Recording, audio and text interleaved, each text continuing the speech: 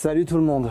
Les BRICS, on n'en a pas assez parlé et pourtant ils marquent en ce moment un changement géopolitique mondial et je voulais donc vous faire une vidéo sur le vif, un peu dans l'immédiateté de cette confrontation entre les BRICS et le G7 parce que confrontation c'est réellement le mot. Là je me trouve dans l'Odéon de Taormina. Je suis toujours en préparation, repérage, tournage de ces séries de cours Grand Tourisme qu'on fait chez Scanderia. Et oui, Grand Tourisme, on s'est dit que c'était quand même plus élégant que vlogumentaire, même si ce petit néologisme ne manque pas de charme. Alors là, donc, vous voyez un de ces théâtres couverts grecs avec des briques. C'est le seul jeu de mots improbable qu'on a pu trouver pour relier ce lieu aux BRICS. Mais bon, si j'attends d'être de retour au studio à chaque fois que je dois faire une vidéo d'actualité, elle arrivera 2 semaines en retard, malheureusement. Taormina, bien sûr, que je vous recommande, superbe endroit. Vous avez aussi un autre théâtre grec que les Grecs avaient conçu pour voir la magnifique vue en arrière-plan de l'Etna. Évidemment, les Romains, quand ils sont arrivés, ont aménagé ça pour des jeux plus virils, récolter le sang, ramener des fauves, et ils vous ont mis là aussi de la brique romaine partout. Alors, parlons des BRICS maintenant. Brésil, Russie, Inde, Chine, Afrique du Sud, South Africa. Au départ, c'était un terme créé autour de 2001 par Goldman Sachs pour figurer les perspectives d'investissement. On est dans un contexte où la Chine vient d'entrer dans l'Organisation mondiale du commerce. Elle est sortie peu à peu, elle n'est pas encore sortie d'ailleurs à l'époque de ce qu'on appelle la sweatshop economy, c'est-à-dire l'économie des petits ateliers manufacturés pas chers. En gros, le pays qui fabrique des Nike. Rappelez-vous les sketchs des Guignols avec Monsieur Sylvestre, Just do it and shut the fuck up, où on le voit en train de mettre des coups de fouet à des petits Chinois qui cousent des Nike. Entre-temps, il y a eu ce qu'on appelle des maquiladoras. C'est un terme qui vient de la frontière américano-mexicaine, normalement. Donc, les maquiladoras, c'est ce que vous voyez aussi dans Ocean's 13, là où ils fabriquent les dés. Dans Ocean's 13, ils fabriquent les dés au Mexique. C'est ça, les maquiladoras. Les Chinois ont leur propre maquiladoras. D'abord, l'Asie du Sud-Est, en particulier le Vietnam. Et puis maintenant, l'Éthiopie, qui est devenue, comme on le sait, la Chine de la Chine. Donc en 2001, la Chine entre dans l'OMC et sort de la sweatshop economy. Et on ne s'attend pas, évidemment, à cette époque, que les BRICS deviennent une entité géopolitique. On pense que c'est simplement une entité où placer son pognon pour avoir des rendements de 5%. Et c'est très clairement ça que Goldman Sachs représente quand il invente ce terme, ou quand il popularise ce terme BRICS. Dans mes travaux d'ailleurs, j'avais aussi parlé des BRICA, donc là c'est Brésil, Russie, Inde, Chine, Canada, Australie, les plus grands pays du monde. Et ça c'est une variable, un regroupement purement géopolitique, parce que ce sont vraiment des pays qui ont un grand territoire, mais seulement les États-Unis, qui ne font pas partie des BRICA, ont un grand territoire maîtrisé et une grande population éduquée, ce qui est l'attribut de l'hyperpuissance dans les manuels de géopolitique. Donc pourquoi c'est important les BRICS? Déjà, pour commencer, et pourquoi j'en parle sur ma chaîne, parce que évidemment, les médias vendus ne vous ont parlé que du G7, vous ont mis cette mise en scène du G7 en avant, ce petit club de chemises ouvertes, et puis bon, ces espèces de potacheries d'Emmanuel Macron, ces trucs totalement stupides, qui n'ont pas du tout la profondeur géopolitique requise pour un tel sommet. Or, le G7, qu'est-ce que c'est? Donc France, Italie, Allemagne, Japon, Grande-Bretagne, États-Unis, et le G7, donc les 7 premières économies du monde à l'époque où il a été créé. Et puis aujourd'hui, c'est très peu de la population mondiale par rapport aux BRICS, justement, qui représentent plus de 3 milliards d'habitants. Donc l'Inde et la Chine, à eux seuls, représentent 2 milliards 600 millions d'habitants, plus de 2 milliards 600 millions d'habitants. Et puis derrière, voilà, vous avez des pays extrêmement importants, comme le Brésil. Donc, comparer le traitement médiatique que le sommet des BRICS a connu versus le traitement médiatique que le G7 a connu en Occident, ça vous montre bien en fait les illusions de l'Occident en ce moment et les illusions du G7 en particulier, qui ne se rend pas compte qu'il est une puissance, un empire déclinant. Le G7, qu'est-ce que c'est concrètement? C'est aussi le relais des États-Unis simplement, c'est-à-dire que le G7 c'est avant tout une mise en scène de la puissance américaine qui aime bien montrer qu'elle a des alliés. C'est très important pour donner cette notion de concert des nations, cette notion de communauté internationale. Rappelez-vous, quand il y a eu la guerre en Irak, il était très important de montrer qu'il y avait plein d'alliés, qu'il y avait des Polonais, qu'il y avait des Turcs, qu'il y avait plein de pays différents, pour faire oublier que cette guerre était totalement illégale au regard du droit international et que, bien évidemment, elle était une guerre unilatérale voulue par les États-Unis, organisée par les États-Unis et dans l'intérêt unique des États-Unis, certainement pas dans l'intérêt de l'Italie qui y a participé, certainement pas dans l'intérêt de la Pologne donc qui y a participé. Cette mise en scène d'avoir des alliances, elle date évidemment de la Deuxième Guerre mondiale pour les États-Unis, la notion d'une guerre juste, le grand discours que Roosevelt avait fait, l'arsenal de la démocratie, et puis elle date aussi de la guerre de Corée, on l'a oublié, mais à la guerre de Corée, c'était les Nations Unies qui intervenaient. C'est la dernière fois d'ailleurs qu'on a une guerre pendant la guerre froide où vraiment ce sont les Nations Unies qui sont dans un camp donné. La Chine n'était pas à l'Organisation des Nations Unies à l'époque, c'était Taïwan qui occupait son siège. Et donc cette mise en scène en fait d'avoir une alliance diversifiée, eh bien vous la retrouvez dans le G7 où c'est très important pour les États-Unis de montrer en réalité qu'ils s'entourent du Japon, de la France, de l'Allemagne, de l'Italie, du Royaume-Uni et qu'ils font front commun malgré les potacheries d'Emmanuel Macron qui va vous parler de Joe Biden à ce moment-là. Donc là où je voulais décortiquer cette couverture médiatique, c'était pour vous rappeler que d'un côté on a un bloc, parce que oui les BRICS on en a fait un bloc, ça aussi c'est un point important.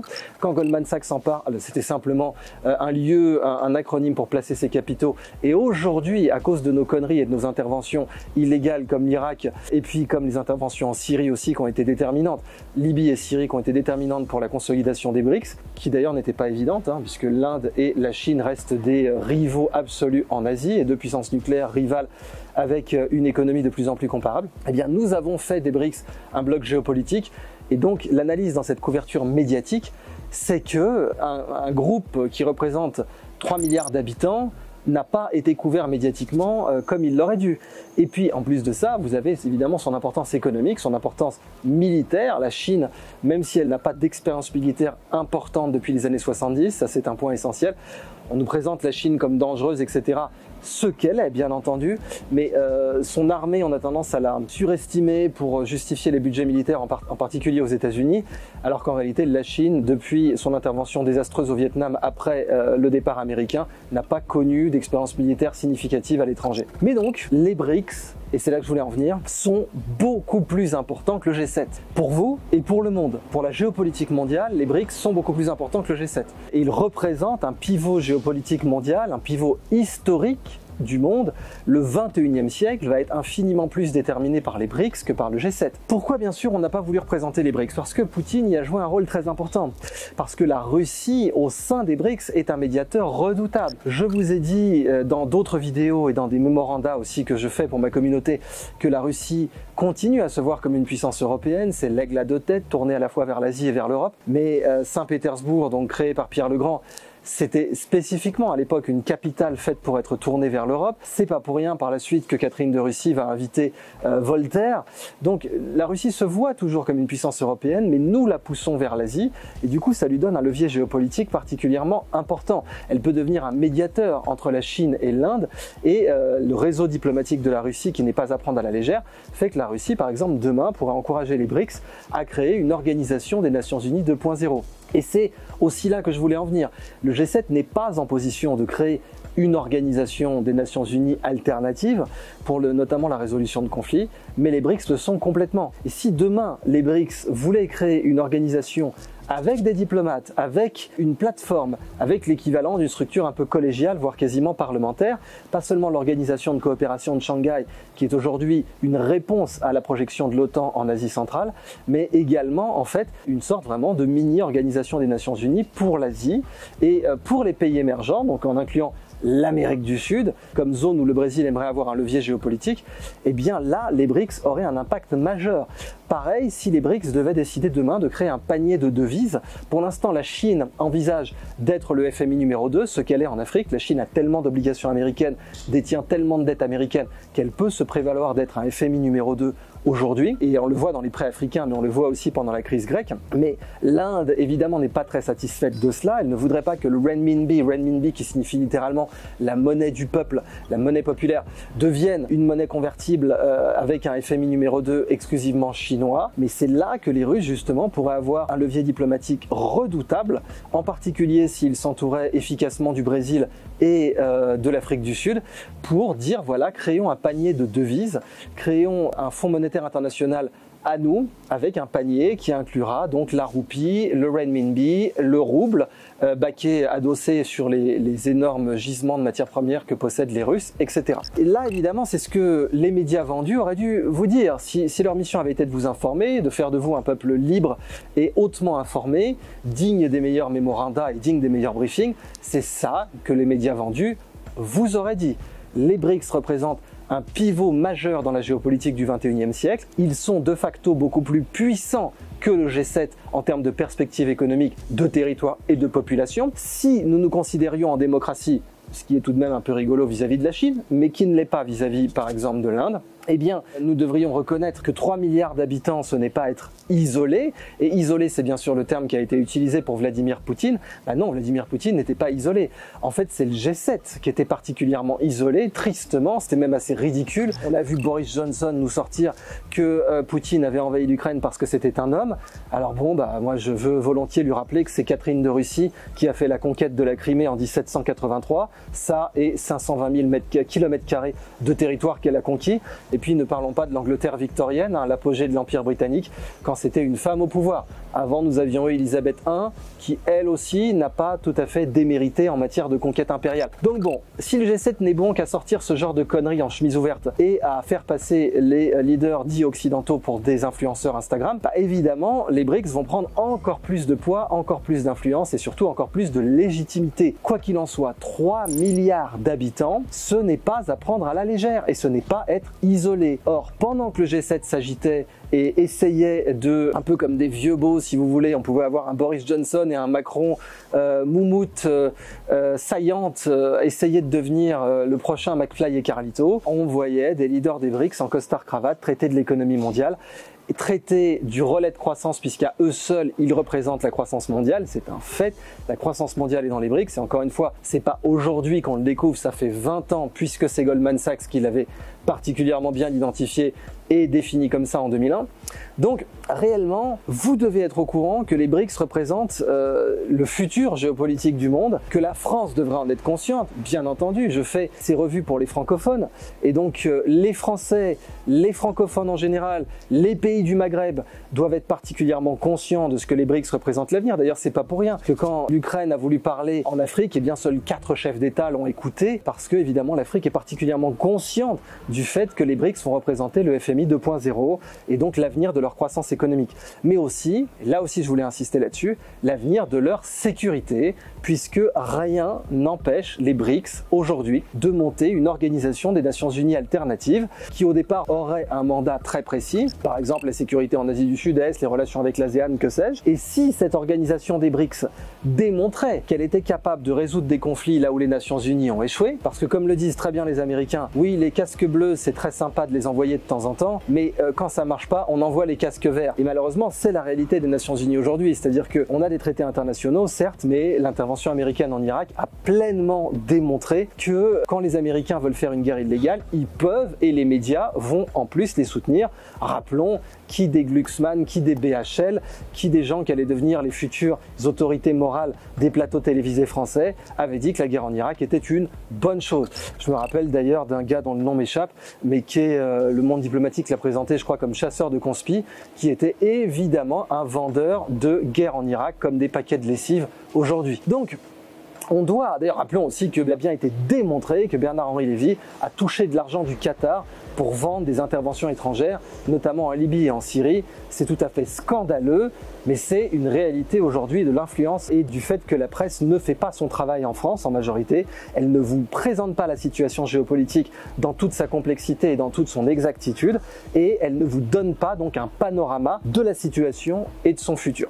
Donc concernant les BRICS, eh bien pour moi c'est ça les deux tendances que nous devons vraiment prendre au sérieux. La possibilité qu'ils fassent un FMI numéro 2, la possibilité qu'ils créent l'équivalent d'une organisation des Nations Unies régionale, mais avec une plateforme médiatique mondiale. C'est bien aussi pour ça que beaucoup de pays occidentaux ont voulu supprimer Russia Today, parce qu'elle aurait pu se faire écho de cette plateforme, mais demain les Chinois avec CCTV pourraient tout à fait la mettre en scène, en particulier sur leurs réseaux sociaux, TikTok étant un réseau social chinois, ne l'oublions pas. Et puis au-delà de ça, nous avons le fait que les BRICS commencent à être rejoints. L'Argentine a voulu faire adhésion, de même pour l'Iran, de même pour le Venezuela, et ce n'est pas un hasard là aussi, parce que le G7 a été mis en scène avec le drapeau de l'OTAN. Alors les membres de l'OTAN ne sont pas membres du G7, même si, et tous les membres du G7 ne sont pas membres de l'OTAN d'ailleurs, puisque le Japon n'est pas membre de l'OTAN, même si c'est un allié de l'OTAN, ce n'est pas un membre. Eh bien, le fait de mettre le drapeau de l'OTAN dans le sommet du G7, ça encourage aussi les BRICS à créer une alliance du type un pour tous, tous pour un, dans l'idée, comme pour l'OTAN, que si jamais vous agressez un membre, eh bien tous les autres doivent répondre. Et ça, ce serait aussi un changement géopolitique absolument majeur.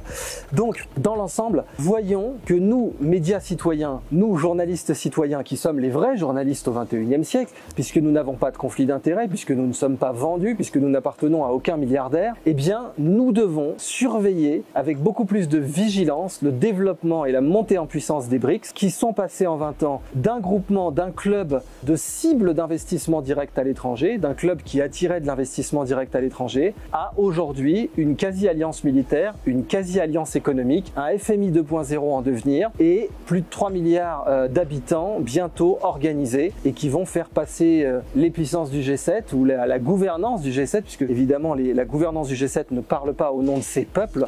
Macron ne représente pas le peuple français, on le voit bien aujourd'hui. Eh bien, les BRICS vont ringardiser tout ça et c'est un signe des temps de redéploiement du pouvoir vers l'Asie auquel, encore une fois, nous devons être particulièrement attentif. Dernier point, je vous ai dit un panier de devises, c'était l'enjeu de l'affaire Strauss-Kahn, cette histoire. Strauss-Kahn qui, bon, malgré évidemment tous les défauts qu'il avait, en particulier en matière de mœurs, était resté un fin économiste, même si bon, je suis pas du tout de son école et je ne suivais pas ses analyses, mais il était capable de voir la vérité économique en face, à savoir que le dollar comme monnaie de réserve mondiale, ce n'était pas tenable au XXIe siècle, ce n'était pas juste et ce n'était pas tenable.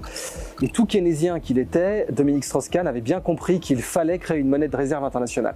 À l'époque, c'était Dimitri Medvedev qui avait présenté cette monnaie adossée sur l'or et les droits de tirage spéciaux du FMI qui portait le slogan « Unité dans la diversité ». Et puis vous avez eu l'affaire Strauss-Kahn dont la motivation principale bien sûr était son élimination politique parce que justement il était en train de dédollariser l'économie mondiale et ça les Américains ne le voulaient pas. Donc soyons sérieux, 2 minutes. Je veux dire, Trump vient de faire un communiqué dans lequel il demandait, comme Musk, il a dit « Est-ce que vous ne voudriez pas voir comme Musk l'a demandé les clients de Ghislaine Maxwell et d'Epstein assignés en justice, condamnés ?» Bah oui, il faut se rappeler qu'à l'époque où on faisait un foin sur l'affaire Strauss-Kahn, où il a été obligé de plaider coupable, rappelons-le, c'est-à-dire que Strauss-Kahn a été obligé de dire qu'il était coupable parce que sinon il n'y avait pas de preuves réelles contre lui dans ce dossier. Il y en avait sur plein d'autres, il n'y a pas de problème, on connaissait les mœurs de Strauss-Kahn, en particulier en France, mais dans ce dossier, qui était une élimination politique, c'est assez remarquable de voir que pendant que Strauss-Kahn était éliminé parce qu'il voulait dédollariser l'économie mondiale, eh bien Epstein trafiquait tranquillement des mineurs sur une île avec un avion qui s'appelait le Lolita Express, en faisant des photos avec Clinton, en faisant des photos avec Obama, en faisant des photos avec Bill Gates. Rappelons que c'est la femme de Bill Gates qui a